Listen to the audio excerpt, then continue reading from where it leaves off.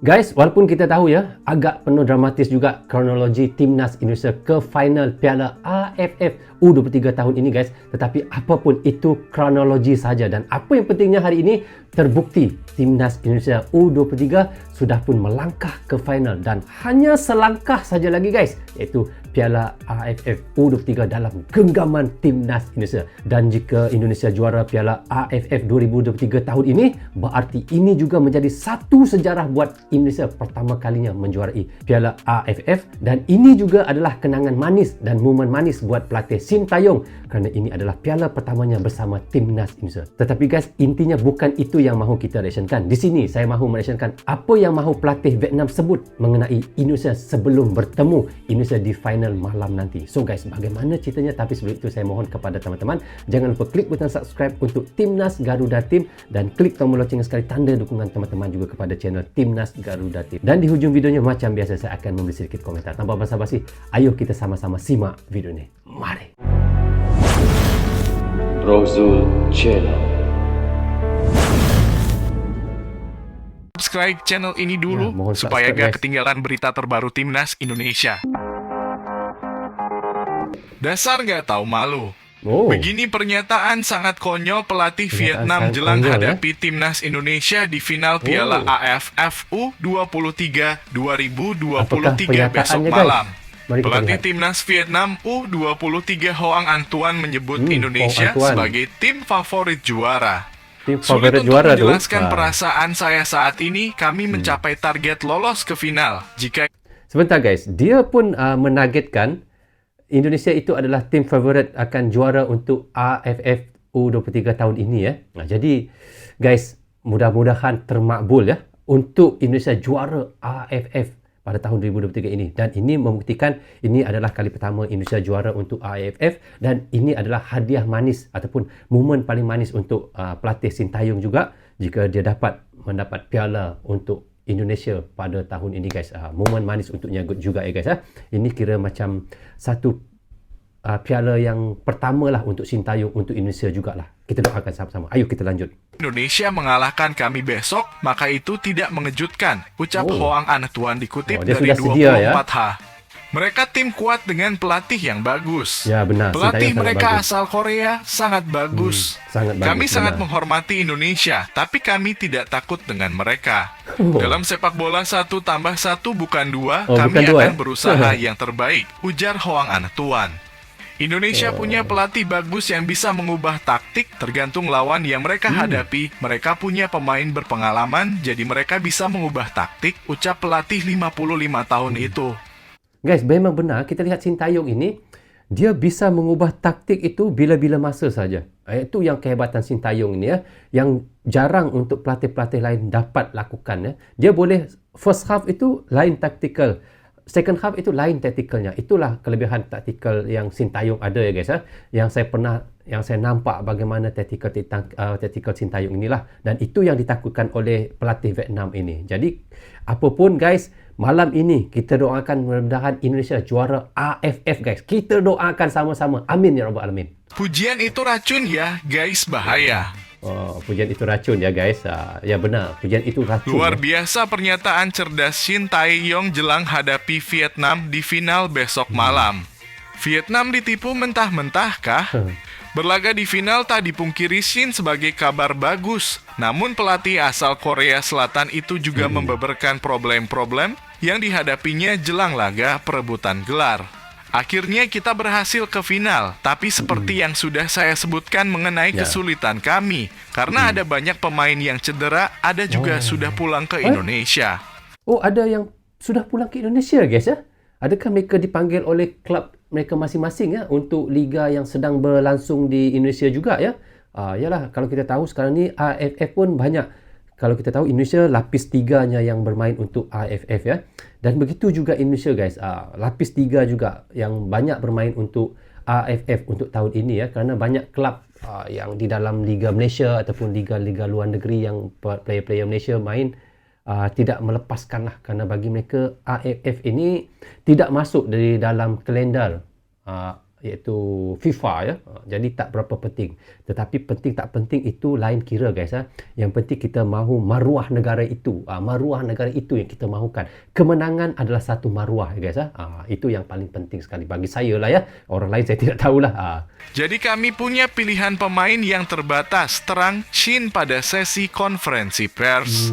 Tapi tetap para pemain yang bisa tampil, mereka sangat antusias untuk menjuarai turnamen ini, ujarnya menambahkan. Sejujurnya hanya ada beberapa pemain yang berpengalaman di SEA Games. Selain itu banyak pemain yang tidak bermain reguler di liga. Jadi kami mengembangkan performa dari pertandingan ke pertandingan. Jadi itu masalah tim kami. Jelas mantan gelandang Korea Selatan itu. Sementara mengenai performa di dalam lapangan, Shin juga menyoroti soal kebobolan dari situasi bola mati yang terjadi pada laga semifinal melawan Thailand. Tentunya itu salah satu kesalahan. Selama pertandingan, kami tidak bisa bermain secara sempurna, tapi kami akan terus berusaha memperbaiki penampilan. Jika kami bisa main sempurna di setiap pertandingan, mungkin kami akan jadi tim nomor 1 di dunia. Benar juga ya. Tapi tetap kami akan berusaha meminimalisir kesalahan seperti itu. Tukas Shin soal kekurangan-kekurangan Indonesia. Profil Jeam Kelly Schroyer, pemain pertama yang jebol gawang timnas Thailand di Piala AFF U20. Gol yang pertama daripadanya guys iaitu menembusi gawang Thailand 2023. Ya. Rekor pertahanan sempurna timnas Thailand U23 di Piala AFF U23 2023 resmi buyar di babak semifinal. Winger timnas Indonesia Jeam Kelly Schroyer jadi pemain pertama yang menodai pertahanan Thailand. Timnas Thailand U23 selaku tuan rumah Piala AFF U23 2023 menunjukkan performa yang ciamik sepanjang fase grup. Mereka berhasil lolos ke babak semifinal setelah memenangkan 3 pertandingan di grup A, namun rekor tersebut resmi berakhir di babak semifinal. Gawang tim Gajah Perang berhasil bobol untuk pertama kalinya berkat gol dari Jeam Kelly Schroyer. Jeam Kelly Schroyer adalah pemain berposisi sebagai winger. Ia lahir di Biak pada tanggal 11 Desember 2022.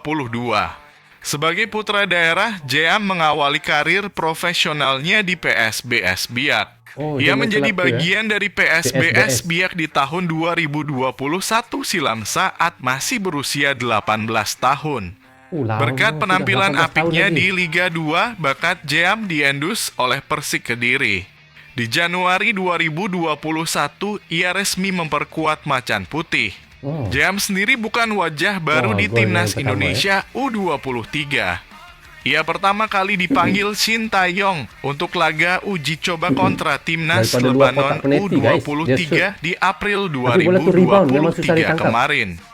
Dari situ ia dilibatkan di skuad SEA Games 2023 kemarin.